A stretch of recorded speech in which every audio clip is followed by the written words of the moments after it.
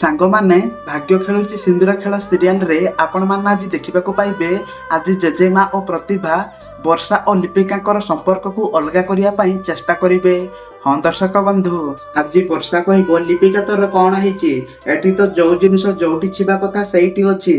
तापर जेजेमा कह खरा बेले भी तोते सेमिति लागिथिला, तोते रोषेई घरे बासन हलिला भली लागुथिला, आउ एबे भी तोते सेमिति लागुची। आजा लिपिका, तू कौन आजिकाली भूत सिनेमा देखुचु कि जार प्रभाव तो पर एमिति पड़ुची।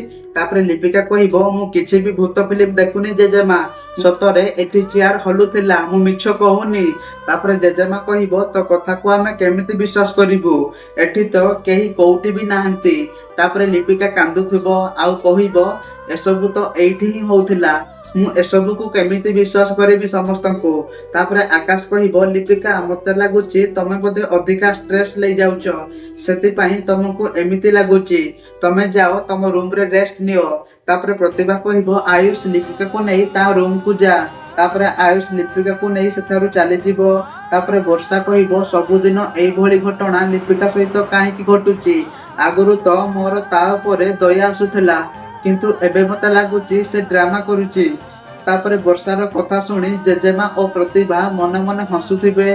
तापर आकाश कहिबो तमे एसबु कोन कहूचो वर्षा, से बिचारीर अवस्था को तो टिके देखो। तापर प्रतिभा कहिबो वर्षा उपरे तू काहेकि राखुचु आकाश, से तो किछि भी भूल कहूनी, हई पारे से ड्रामा करूनी, तार मानसिक अवस्था ठीक नहीं, तार मुंड दोष भी थाई पारे।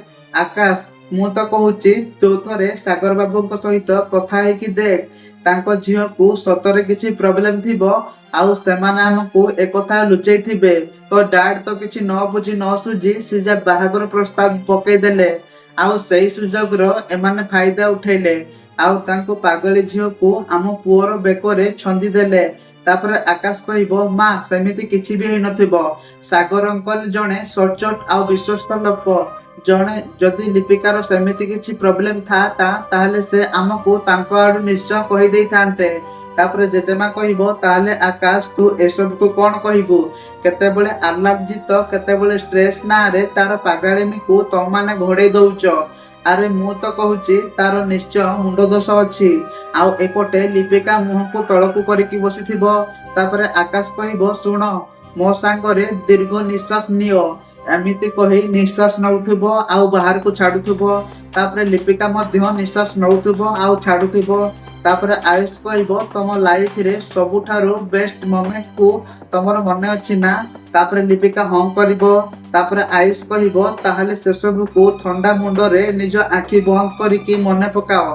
तापर लिपिका आखि बंद करिकि आयुष सहित बितेथिबा सब मोमेंट को मने पकोथिबो, आउ आयुष आखि बंद करिकि इशिका सहित बितेथिबा सब मोमेंट को मने पकोथिबो, आउ मने मने बहुत खुशी होथिबो, आउ इशिका लास्ट मोमेंट रे कहिथिबा कथा को सब मने पकेइकि दुखी होई जिवो।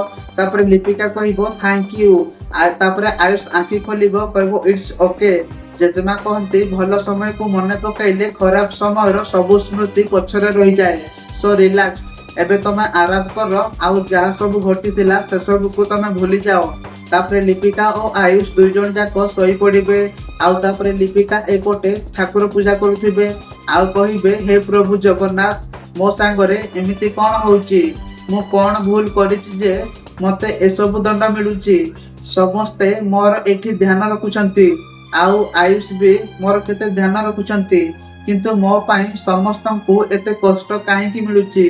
मो पई आयुष को मुंड लाजरे तळको हो जाइथिला, तांको स्पंदन हानि हैला, किंतु एबे आउ नुह। प्लीज प्रभु मते दया करिकि ठीक कर दियो, मते साहाय्य कर प्रभु, मु जेमिति समस्तंकर ध्यान रखि पारिबी।